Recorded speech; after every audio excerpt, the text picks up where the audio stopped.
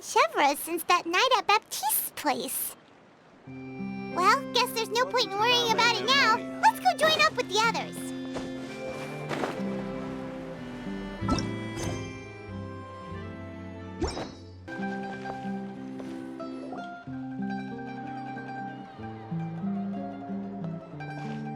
Good morning! Hayaka and I were just talking about you. Is Chevra still not joining us today? Probably not. We haven't seen her either. Huh? That's such a pity. Director Farina said that we've only got a few small scenes left before wrapping up the entire thing. She even said that she'll get me into a couple scenes, so everyone will have a chance to shine in front of the camera. We were also planning on having a victory feast once we're all finished filming. You can join us, right? If only Chevros was here. I still haven't taken a photo with her. I'm afraid that can't be helped. Those special patrol folks are like phantoms when they've got a case on their hands. But to be honest, I'm even more concerned by what I read in the Steambird earlier this morning. It said that the killer in the murder case was none other than the author of the Two Musketeers. Oh yeah, I heard about that too. He came forward and confessed his crimes, but gave no explanation as to why he pulled the trigger. We didn't know about this case at all when we joined the film. Is it going to affect the reception of our work? From a pure publicity standpoint, this will draw a lot more attention to our film. I have to say, though, that no director can be perfectly comfortable with garnering attention through means other than artistic skill. To be fair, I feel like that ship sailed the moment you allowed yourself to be named as the director on our posters. It's not my fault that I'm super popular. What was that saying again? My popularity has, Sunk to an all-time low? spread to the four corners of Teyvat.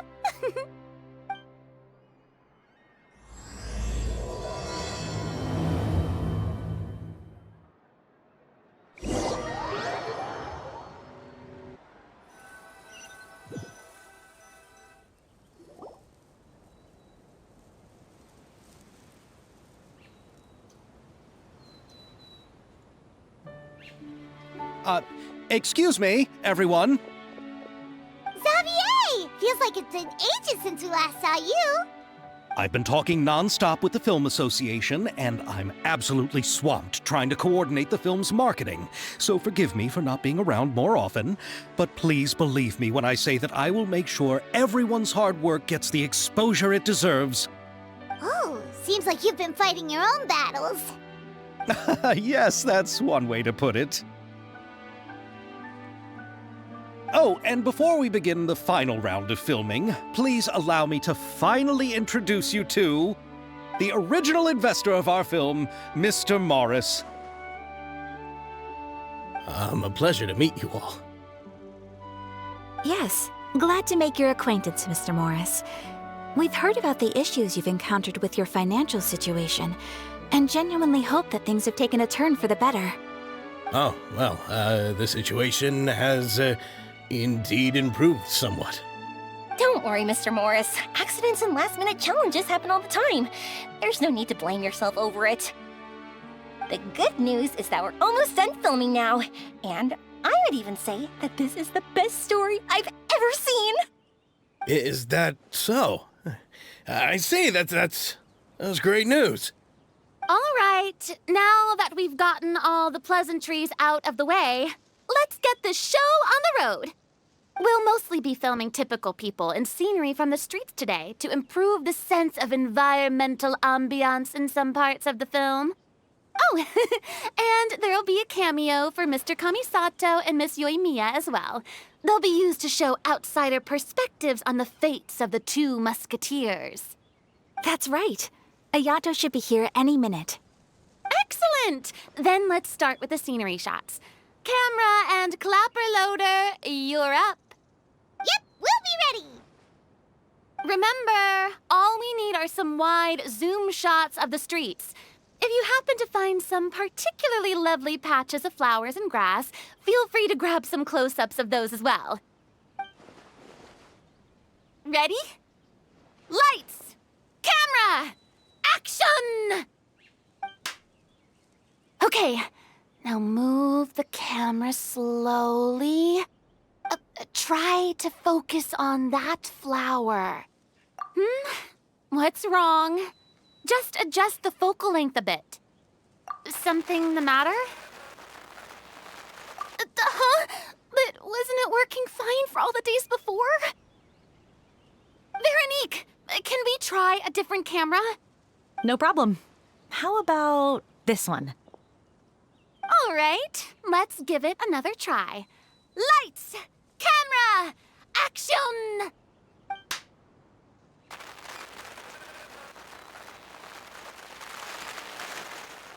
Don't tell me.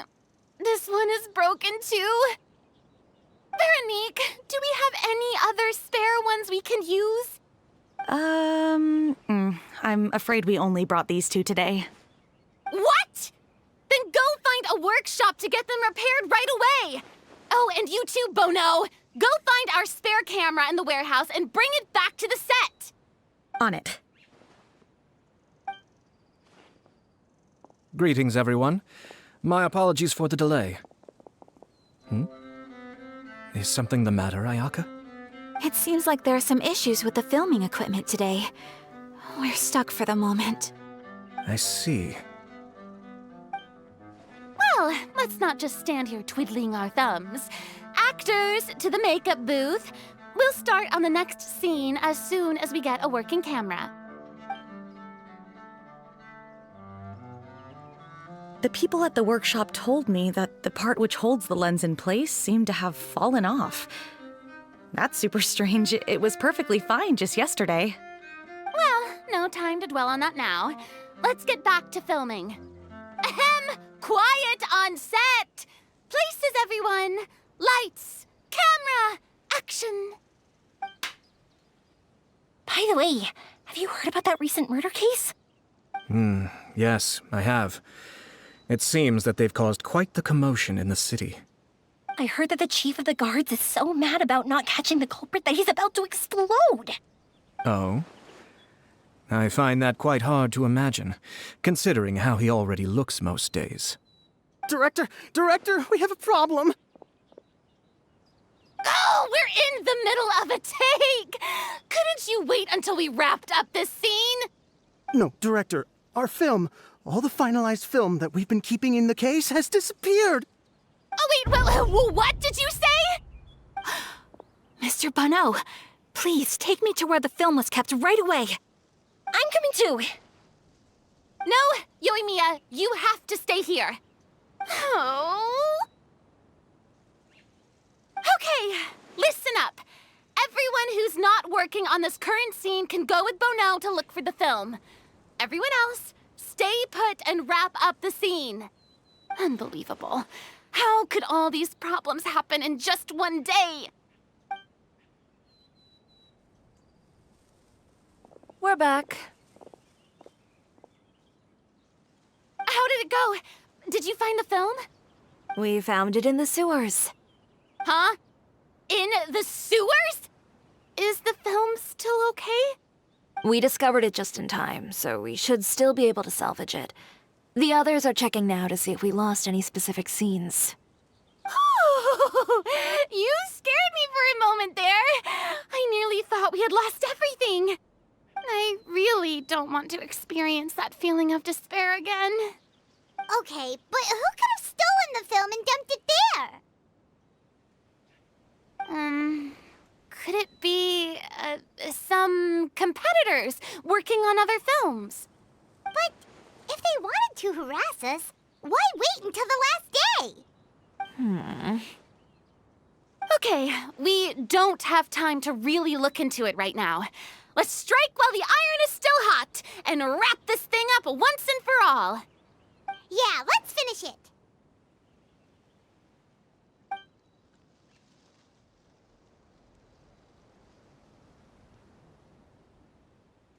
I would like to officially announce that our entry to the festival, The Two Musketeers, has now concluded filming! Paimon is spent. It's so late already. Even Even though the filming process proved to be extremely challenging, everyone provided valuable and unique contributions to the final product. Thank you all for your dedication and support. And just like Director Farina, I would also like to extend my most heartfelt thanks to all of you. Really, you've all helped me so much. All right, let's save the awards speech for later and hopefully also get some rehearsals in before the real thing. Anyway, now it's time to party! Let's all make our way to the beach and have a celebration feast so loud and fun that even the blubber beast will want in. Party, party! Paimon wants to party!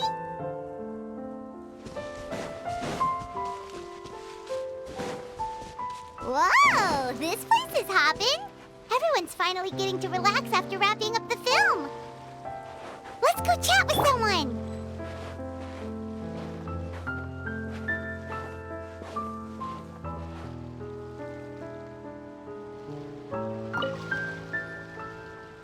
Hey, Ayato! How's your work been going? Everything went rather smoothly. Thank you for your concern. Ayato told me that we've already confirmed the dates for some Inazuma Fontaine cultural exchange events. So the next time we visit, we'll be doing so in our capacities as the representatives of the Yashiro Commission. Oh, that's great! Then maybe Paimon will be able to find Fontaine detective novels in Inazuma from now on. Oh, wait. Wouldn't Yae Miko get upset if that happens? That would be stealing some of her business. You've got a point. She's always complaining that light novels have become bland and too predictable after all. The cultural exchange won't only feature literatures of both nations, of course. We have also made plans for cross-cultural engagements in the fields of gourmet cuisine, toy making, and artisan craftsmanship. Whoa! Paimon's getting super excited now! When the time comes, be sure to visit and participate in all the events.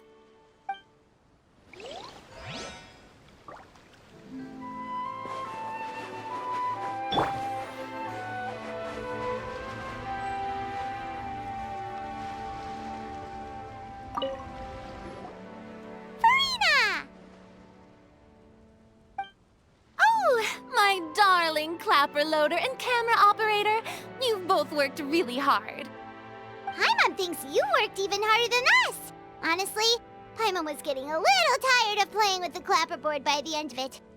Worst of all, Paimon started having dreams of you shouting, "Lights, camera, action!" into Paimon's ears. The actual dream can't even start until you've yelled that. Hey, if anything, shouldn't I be more grand and delightful in your dreams? We've been through so much together, and that's how your brain remembers me? That's not Paimon's fault. We've just used the clapperboard too much lately. Anyway, what's most important is that we've wrapped the film. I'm pretty confident that we'll take first prize.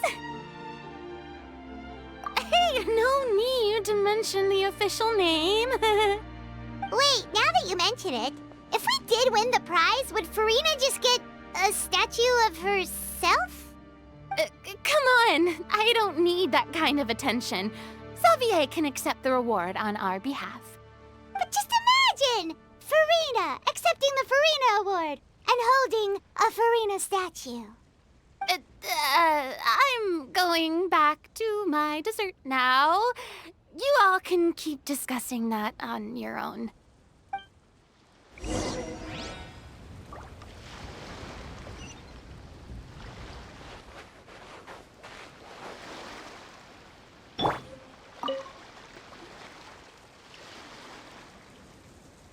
Chiori!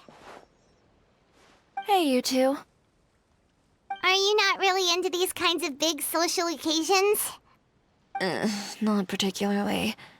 But this is still better than Fontaine Fashion Week. But if this film becomes a big hit, people will definitely come flocking to your shop. Yes, that's highly likely. As long as the film can premiere as planned. Are you still worried about the case? That and all the obstacles we had to face today. You're right. It's as if all our bad luck just manifested at once. But why today of all days? No. No, it's nothing. We've already delivered the film to the editors, so there should be nothing more to worry about. How are you doing, Mr. Morris? You having a good time? Well, you could say that. Do you happen to know when the party is scheduled to end? Judging by how much fun everyone's having, I'd say probably not until well after midnight. Is there something that you still have to take care of at home, Mr. Morris? Oh, well, I'm just not a late night person, so I might take off shortly. Oh no! Silly me.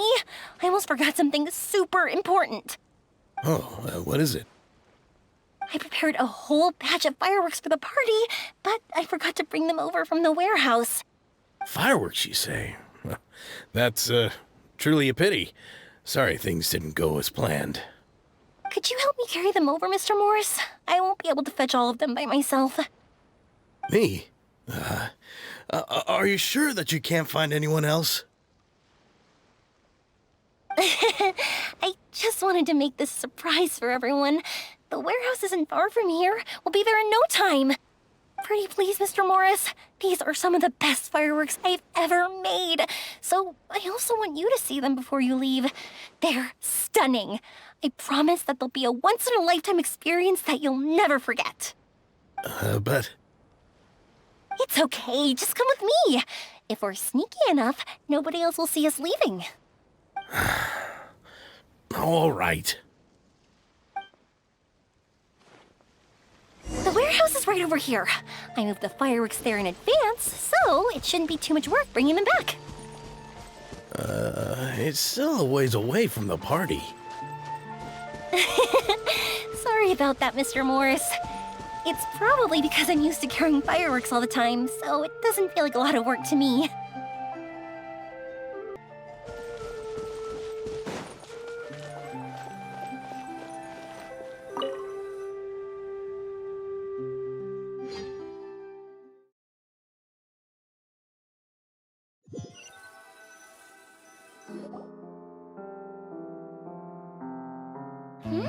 It's dark in here. Wait here, Mr. Morris. I think the light switch should be somewhere over here. Why did I have to get roped into this? What was that?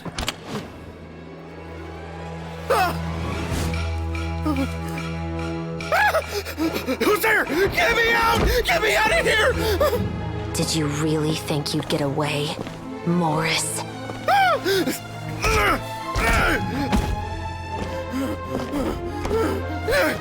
You've got the wrong guy. It wasn't me. I'm not the killer. You know, Eliza died a far more heroic death than this. She fought your assassin to the end to save the children she had hidden beneath the floorboards.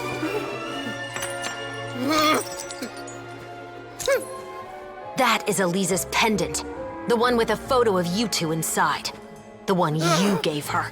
Ring any bells? It's a fake! It has to be! There's no way! No way your assassin didn't destroy it, you mean?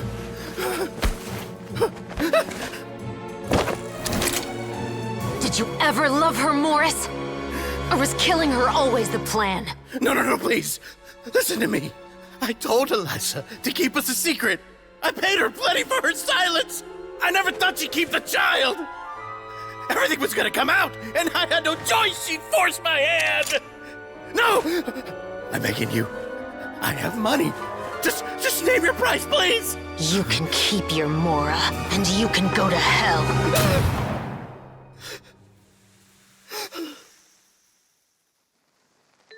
I'm Captain Shovraz of the Special Patrol.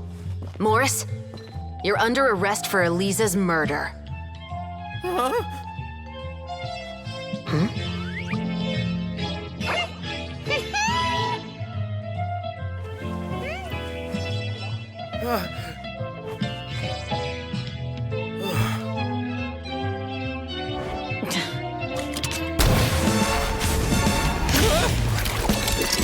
You're under arrest too, prop manager Veronique. Or perhaps I should call you the second Musketeer.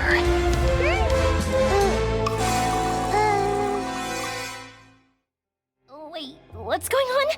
This wasn't in the script. Drop the gun, Veronique. Why? Why would you keep me from exacting revenge on this heartless monster? Drop your weapon. This is my final warning.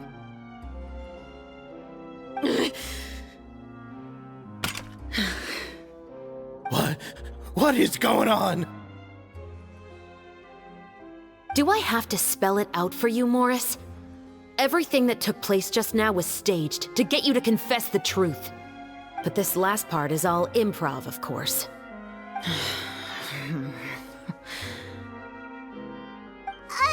Chevrolet, you told us you wanted us to help you stage a play. You never said anything about the second Musketeer.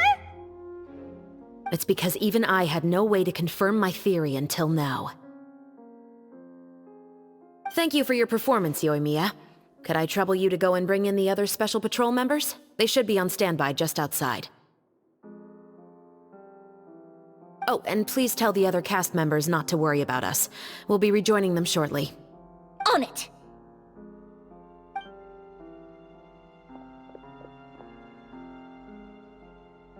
So what do you think, Morris?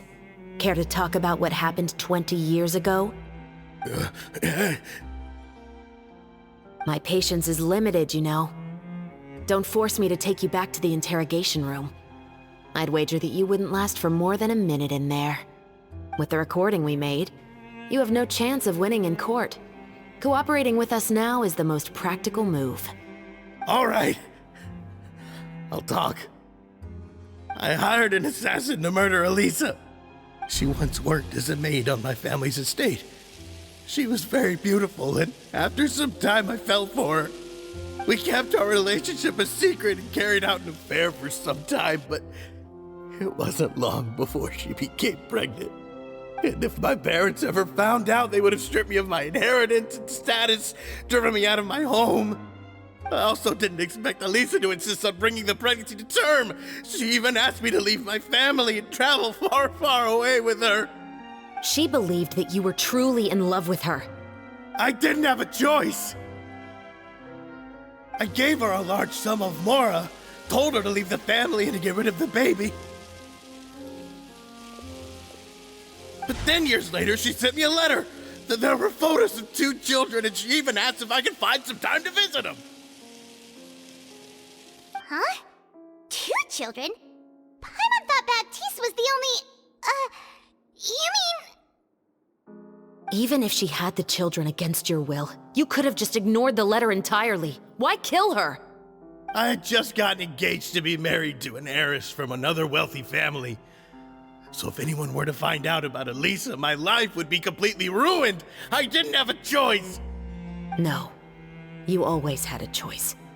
You just made the wrong choice. Again. Do you know how it feels to watch your mother be killed right in front of you? My brother and I were hardly even school age yet. We were hidden beneath the floorboards, grasping each other's hands like a lifeline. We were so terrified that we didn't even know we could ever take a breath. All we could do was to watch Mother try to fight back, and then collapse to the floor. Even after the assassin left, we were still too terrified to leave our hiding spot. We thought that he might come back. It was only until the next evening when we finally climbed out and gathered around our mother. But she had already become cold and stiff to the touch. You made up your mind right then and there to bring this case to light. Not only that, we resolved to get our revenge. And that's why you became the Musketeers. No, that's why I became a Musketeer. The man from before was also killed by me. My brother had nothing to do with it. I figured as much. You did? I once told these two that he didn't look like a killer to me. His confession from that night also rubbed me the wrong way. I think what really tipped me off was How could I not feel a sense of regret in him? He confessed faster than any criminal I've ever met, but he didn't say a single word about you. He insisted that he was the sole perpetrator in the case. But after the questioning ended, I disassembled the musket we dug up from his backyard, put it in front of him, and told him to reassemble it. Wanna guess how far he got? He had no idea where to even start. He's never touched a gun in his life. Based on that, I determined that he was not acting alone. He only surrendered himself to draw our attention and create a moment of opportunity for his partner. So, I decided to play along. And as expected, the second musketeer followed us without hesitation once she saw Morris get separated from the rest of the cast. Besides, why else would he call the novel The Two Musketeers? But how did you know it was Veronique? I figured it out the moment Baptiste told me his father's name. That so-called financial crisis was all just a ruse. He just wanted to sign up as the investor and then leave the film without any source of funding. After all, he has a vested interest in minimizing the reach of this story. It's really just the same thing as what he did to Eliza all those years ago. Human scum. But then Xavier pulled out all the stops and got the film made against all odds. Morris couldn't have that. With the killer in custody, he figured it was safe to act. And so he came to visit the set today, just as I expected. Wait, so you were behind all those mishaps today?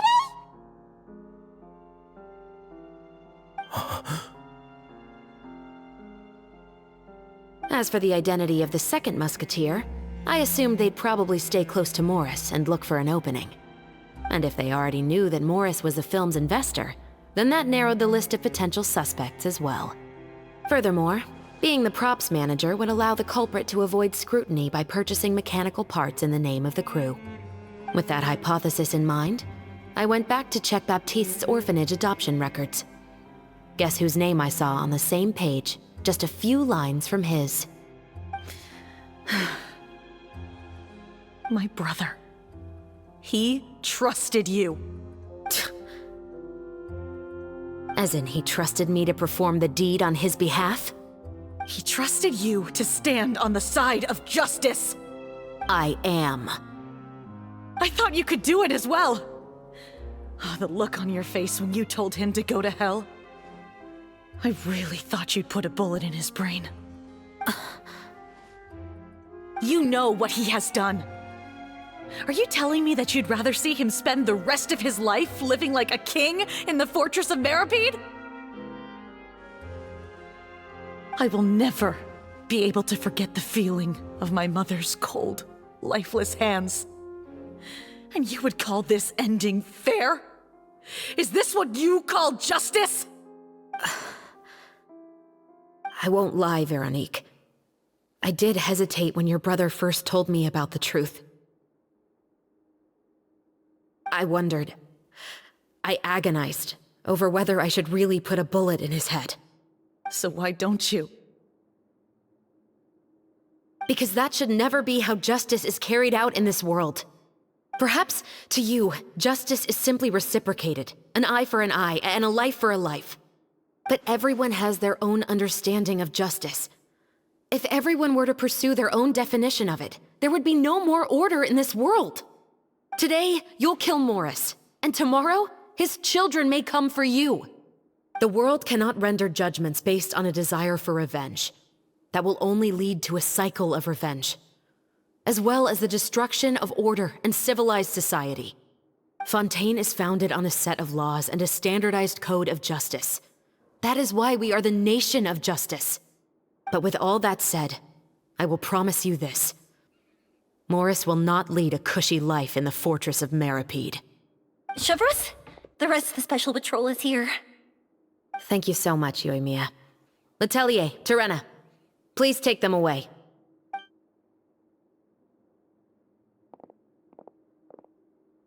I still can't agree with your reasoning. I know. Justice has not been delivered. At least, not today.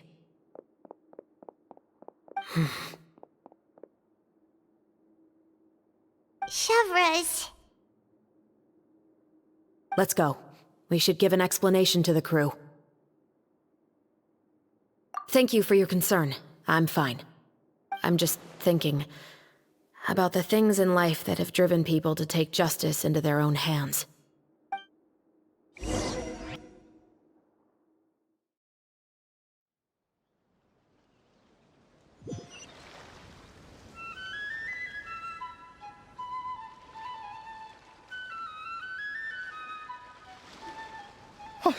Who would have thought Morris would turn out to be... I'm at a loss of words. How could he have done something like this? I'm just glad that you're all safe and sound. Who knew that such a labyrinth of cases would be behind this story? Well, what should we do now? We have a finished film, of course, but should we still go ahead with the premiere? What do you mean? Shouldn't you be even more motivated to spread the word now that you've learned the truth? Chiori is right. I'd also like more people to see this story for themselves. But the real ending of the story seems to have deviated somewhat from the one in the script. Is that still acceptable to you, Miss Chevres? The call is yours. We still have time to reshoot an ending if that's what you'd like. No, it's fine as is. I like what we have for the catharsis. Romanticism is what gives works of art their appeal. Fiction is able to explore means of restitution that could never work in real life. Just like the real world, the world of stories also has its own set of rules and justice. These different possibilities are what initially drew me to reading in the first place. Sounds good to me. I support your decision. What about Veronique? Will she be okay? She will soon face her judgment alongside her brother and Morris. If I had to guess, they'll probably all be sent to the fortress of Meripede. I'll make sure to give Risley a heads up about it. Oh, you mean that kind of heads up? Exactly. Ahem. All right, then the matter's settled.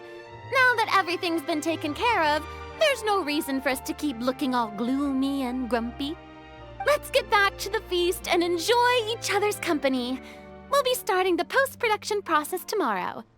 You should join us, Chevres. You missed the first few hours of the party, didn't you? All right.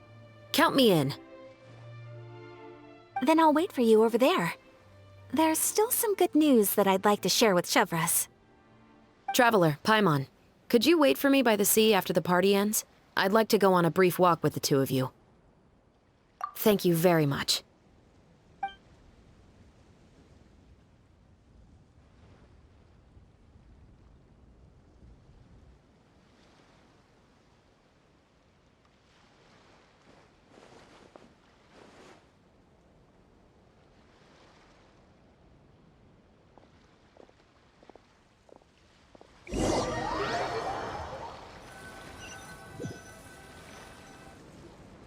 Sorry for the wait. Oh, we weren't waiting long at all. Is there something else you wanted to tell us? No, I don't have anything new to share. I just felt that since you were my investigation partners, I should have another conversation with the two of you.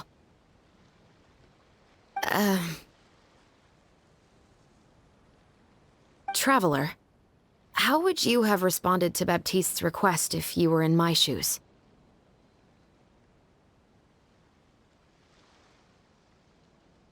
When I was young, my father often took me here to swim. We'd come rain or shine, even when it was freezing cold. He told me that swimming was the best activity to train one's strength of will. You could never give up before reaching the shore, especially when the water was cold. Oh? Why's that? Because the moment you give up would be the moment you die. At that point, I still hadn't received my vision. One winter, the chilly wind felt almost like knives on my skin, and the seawater was so frigid that it numbed my toes the moment I stepped in. I cried and begged my father to spare me from having to swim across, but he wouldn't listen. He used to be a member of the Special Patrol as well. You could say it was his way of educating his children. That sounds awful. When he saw that I wouldn't stop crying, he just picked me up and tossed me into the icy water. The bone-chilling cold took away my senses. I couldn't feel anything but fear and rage. I waited for my father to save me, but one look and I knew he'd already started swimming for the opposite shore. I realized that if I were to give up, I really would die right then and there. I used all of my strength to try and catch up to my father. Those few minutes felt longer than my whole life up until that point. I did, however, make it to the other side. I've never felt afraid about anything in my life after that, nor have I ever cried again. That way of teaching would have never worked on Paimon. Yeah, I don't think that was the right method for anyone. It's just that, working now as I am in the pursuit of justice, I still sometimes feel like I've been tossed into that winter sea all over again. The anger and the helplessness. Chevreuse.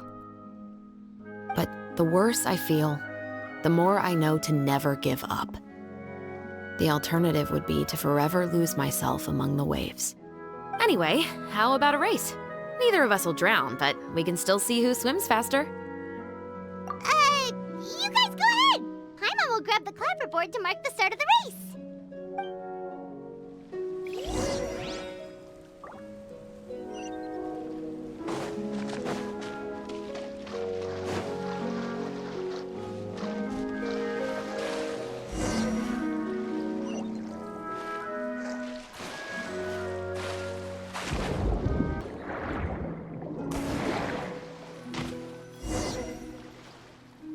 Whoa, that felt good. You were so fast in the water, Chevreuse. You were swimming even faster than Paimon can fly. So, about the special patrol. Did you join because of your dad? Partly, but I'd say I was more inspired by the heroes I read about in stories growing up. Oh, so it's due to your love of stories. Of course, it was only after I joined the Special Patrol that I learned that truth is often stranger than fiction. Come on, let's walk a bit more.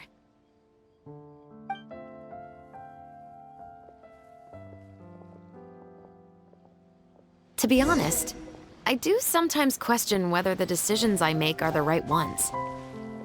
But I know that no matter what, I must keep swimming. Because the only thing I've got my eyes on is the shore in the distance.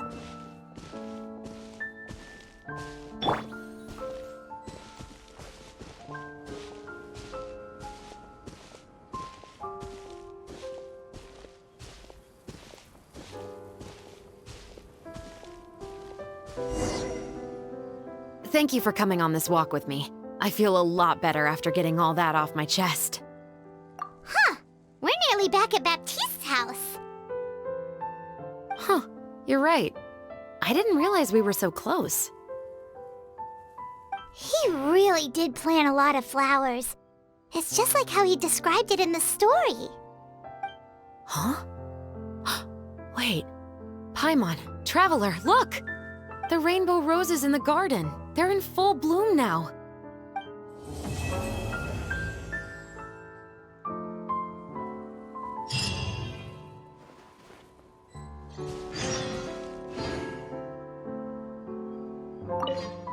Even though it's a bit late, I must thank you for investigating this case with me.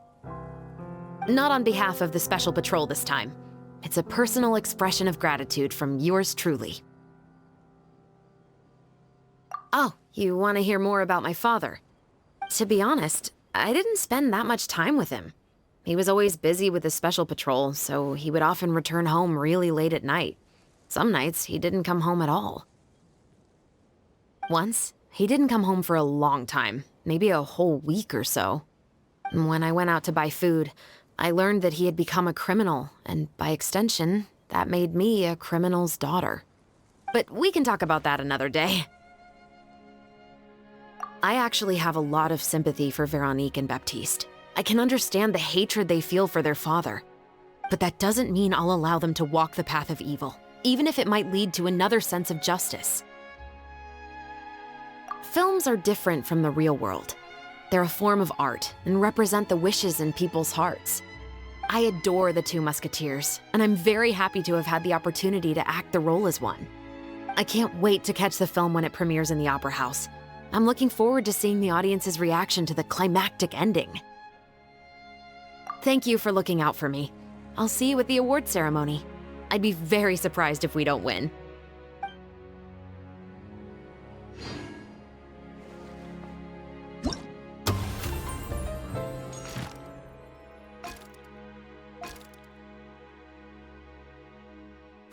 What?